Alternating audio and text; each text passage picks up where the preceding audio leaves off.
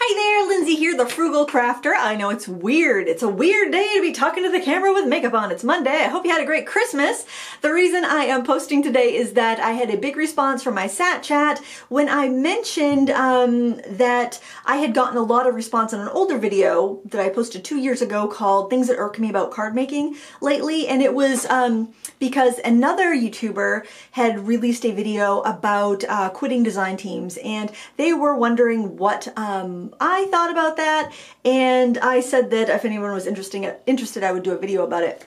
And there were a lot of people that were interested in that video that I posted 2 years ago, where basically the title of it was Things That Irk Me About Card Making, and it was basically talking about the consumerism and the fast fashion aspect of the monthly releases, and you know, just all of the waste and whatnot, and just, you know, just not even knowing what I like anymore because so much stuff is coming out all the time. And that undercurrent was also in Justine's video that was released a couple weeks ago, a week and a half ago or so. And I looked at the comments on her video, and it seems like a lot of people were really resonating with that and feeling the same way about like the constant releases, the constant product, and just kind of feeling overwhelmed and uninspired. So I thought I would just kind of jump in and since viewers asked, talk about my thoughts about being on a design team. Now keep in mind, I have not done unpaid design team work in about 10 years.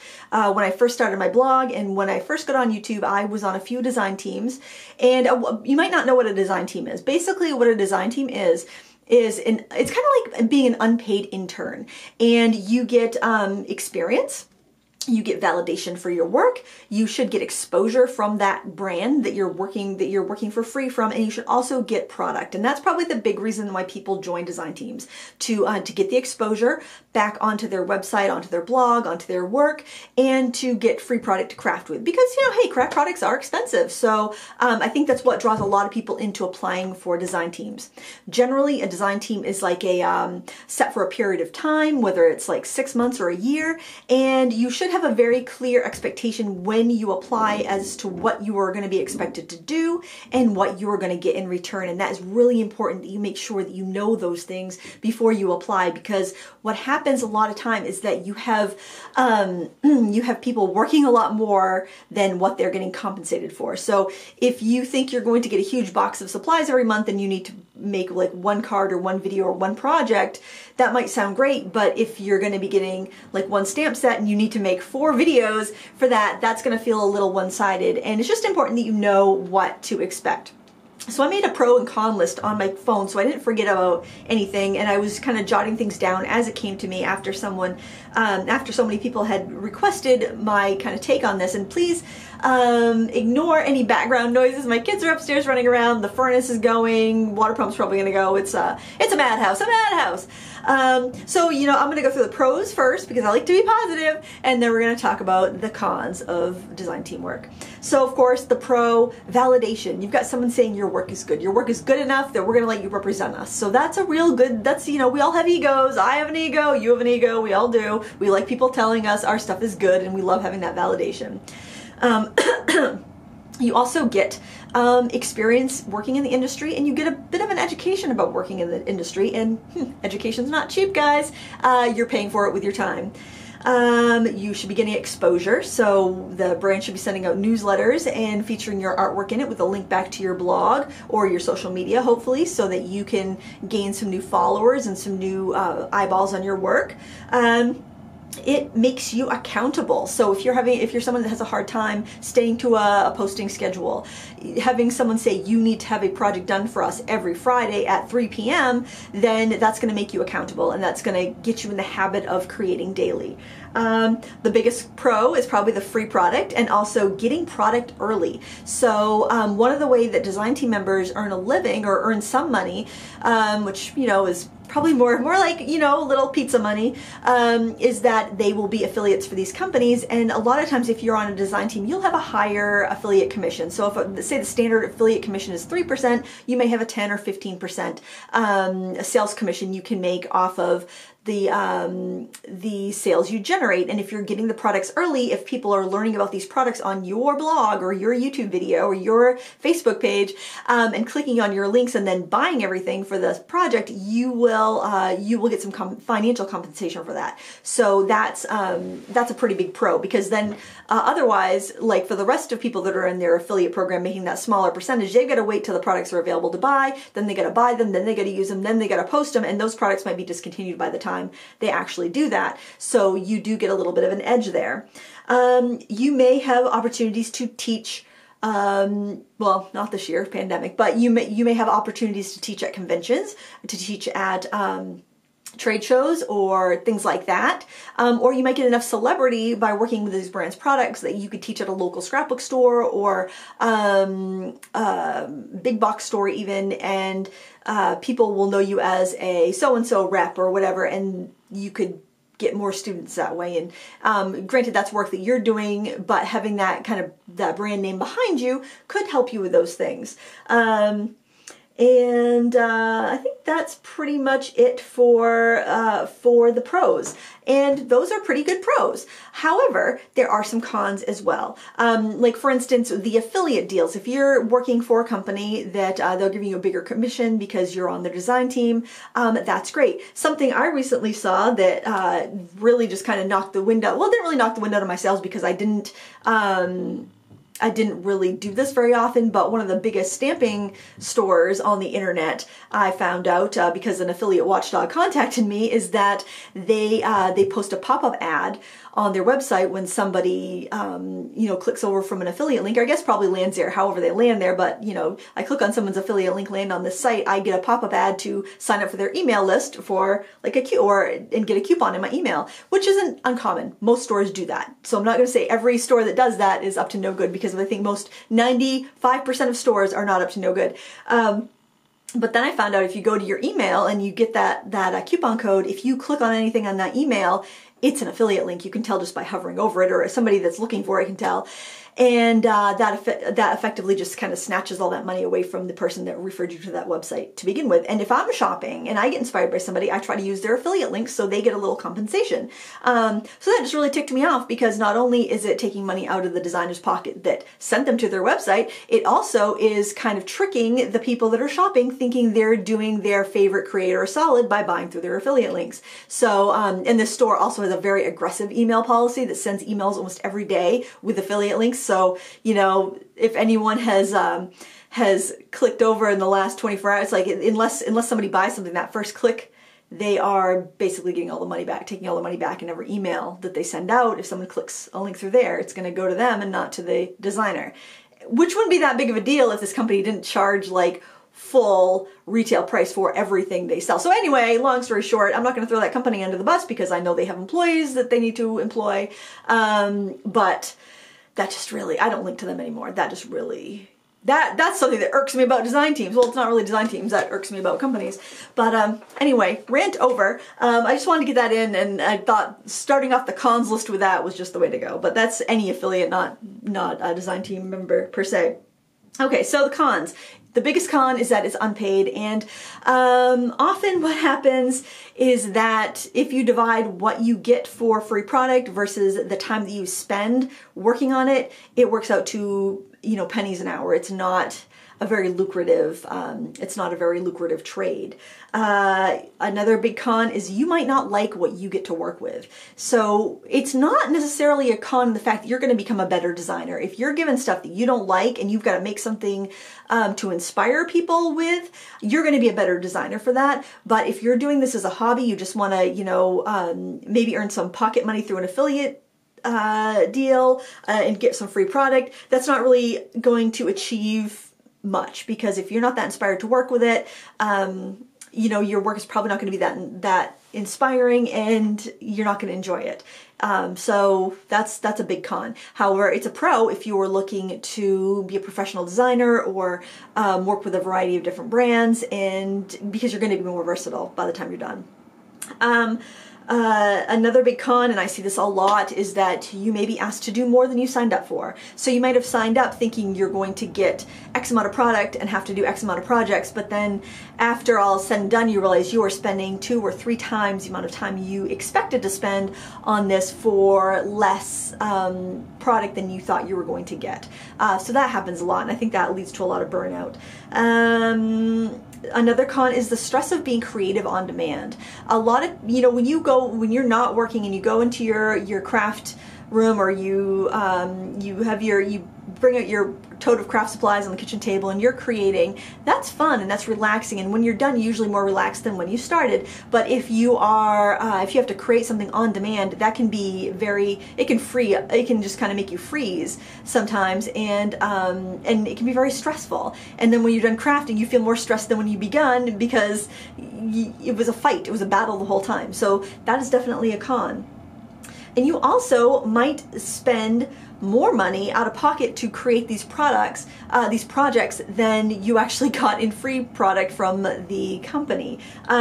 Chances are another one of the biggest cons is the free product is really equivalent to the time you put in. So let's say you are given a stamp set that costs $20, but this project that you are creating, it took you 10 hours between creating the product, posting it on social media, making a video, whatever you're going to do. Say it took you 10 hours to use it. So that's $2 an hour. But then you needed to go to the craft store and you needed to buy some paper, or you needed to buy an embellishment, or you needed to buy some envelopes, you needed to buy some stuff to finish up this project, and you ended up spending $10. So by the time you're done, you've spent more than you've earned, or you figure it out per hour and whatnot. It can be very very discouraging. And if you were sent product that you didn't like to work with to begin with, and you had to buy things to go with it, then it's not a great deal. It's kind of discouraging.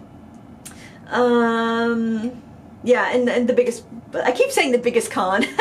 One of the biggest cons is that you spend more time promoting the work than you actually do crafting. So if you're thinking about joining a design team so that you can get all kinds of free product that you would have bought anyway, so that you can craft for free, that's really a naive way to look at it, because you are going to be working. This is not a hobby.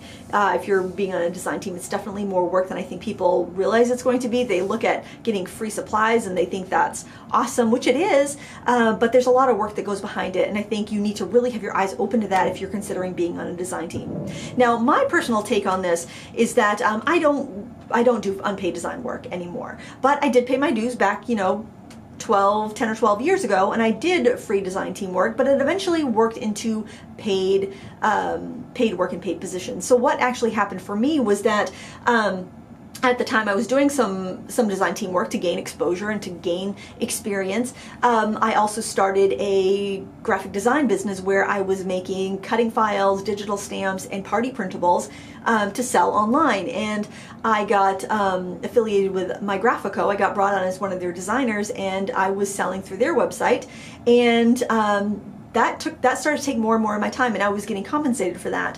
And about the time my kids started school, so it was when my girls started the pre-K program, which was a half day, I told myself, you got 1 year. If you can't make as much on your own business as you would make being a substitute teacher at the school, then you got to give it up and go be a substitute teacher. Because I knew I wanted to do something, I wanted to contribute to my family's income, and I figured it was going to be working from home in a art fashion, or I was going to be a substitute teacher so I'd have the same schedule as them.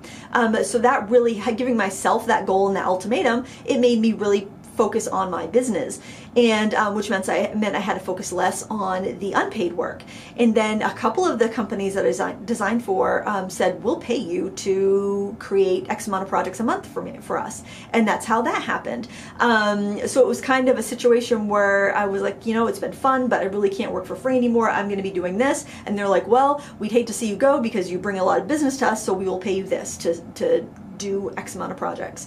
So that worked out really well for me. I think a lot of people are afraid to ask for what they're worth, and especially in design team situations where there's even more people that want to be on design teams now. Of course, there are more design teams now to be on. I think there's a lot more companies, but I also feel like there's a lot more companies with smaller budgets. There's a lot more companies that are kind of scrapping and scraping to get those dollars every month. I think that's why there's so many monthly releases, because You look at a company like Stampin' Up, they've got a lot of salespeople all over the world. They release a couple times a year. They don't have to have a huge variety because they're selling to so many people.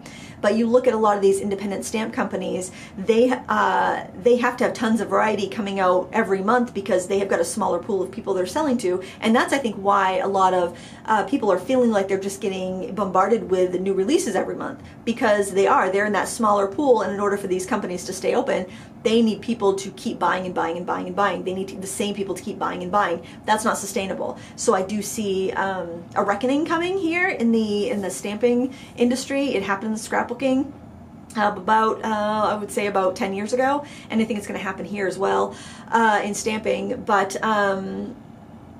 you know, how did we get on this topic? We were talking about design teams. But yeah, and well, that's also another reason why designers, it wouldn't behoove companies to switch out their design team every 6 months, and it would behoove designers to go to another design team after 6 months so they can be exposed to different consumers, and so companies can also be exposed to different consumers, so it can help grow both parties involved and make it a little bit more worthwhile for the designers and more worthwhile to the companies as well. So I think these relationships need to be mutually beneficial, and a lot of times they're not. A lot of times they're beneficial to the company, but the company is not, or the brand, but the brand is not promoting their designers. They're not helping them reach all of their customers, but they're expecting the designers to bring more customers to them. And that's one-sided. It needs to definitely benefit both, especially if you're not paying people. And, you know, companies might want to think about paying some of the designers that are, you know, really working hard, that are really bringing in the customers. But I don't see that happening until people ask for it, because there are so many people willing to work for free. So that, I think, that's kind of the dark side. But you have to advocate for yourself if you're going to, you know, get into this. And I would seriously look at being on a design team as paying your dues. Now, from time to time, I might do a guest spot for a company that is unpaid, because, like, oh, maybe I like the products they're offering and it would be fun and I have time on my schedule, but that has to be it. I don't look at, like, what I might make in affiliate earnings as a contributing factor if I say, yes, I'm gonna, you know, be on your blog hop this month. I look at, do I like the product? Do I have time to do it? Because I've learned not to count on affiliate earnings for that sort of thing. But I like, it's kind of fun. It's a community. I think that's one reason people have a hard time leaving design teams, is because they've bonded with their fellow design team members, and they don't want to leave them, and they, you know, probably become friends with the brand, and, you know, they don't want to confront them and say, listen, I need to step back. People don't like to talk about money, and I think especially women, and the crafting industry is mostly women, and I think that they kind of balk at, like, asking what they're worth, or asking for more compensation, or even asking to you know, take a step back for a while. I think it's kind of difficult, and it's fun to join. It's fun to be accepted. It's fun to get that validation of someone saying your art is awesome. We want you to use our products. But it can be very difficult to say, I can't. I'm busy. I can't do this anymore. And I think that's what leads to burnout. And that leads to videos where people are like, I'm done. I can't do this anymore, and they just kind of quit altogether, which isn't great either, because or, you know, not quitting, but like maybe moving on. It should be moving on to something that is going to suit you better. Because if you think of design teams as being an unpaid internship, I think that would really be a very accurate way of looking at them. And then again, take all this with a grain of salt. This was 10 years ago for me, the last time I did unpaid design team work. I know things have changed a lot, and the industry's changed a lot. I know things have, like, got sliced up a lot more. There's been, you know, counterfeiting from overseas that has hurt a lot of these smaller companies. And I'm not saying these companies are rolling in dough and they don't pay their designers because they don't want to. A lot of these companies do not have the extra money. They are trying to shoestring it and, you know, stay afloat.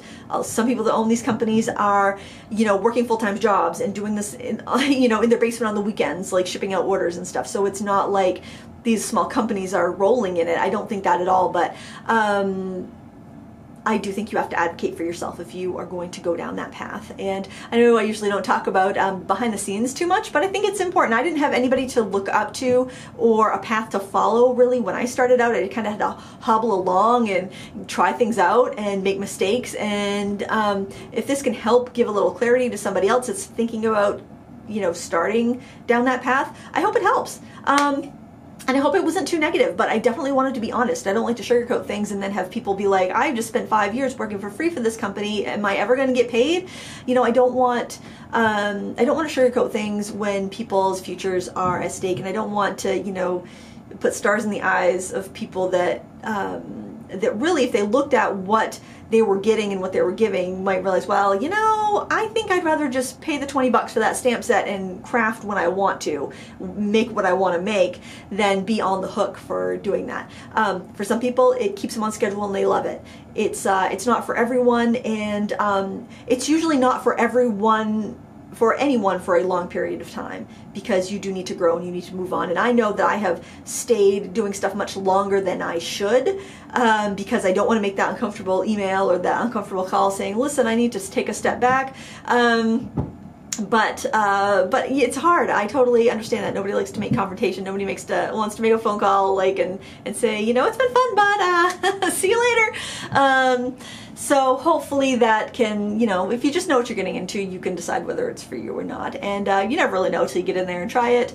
But that's my response. I do think that that some design teams, some companies do exploit their designers. They will just, you know, grab as many people as they can, anybody that's got a decent following, and, you know, kind of ride them hard until they're burnt out and then move on.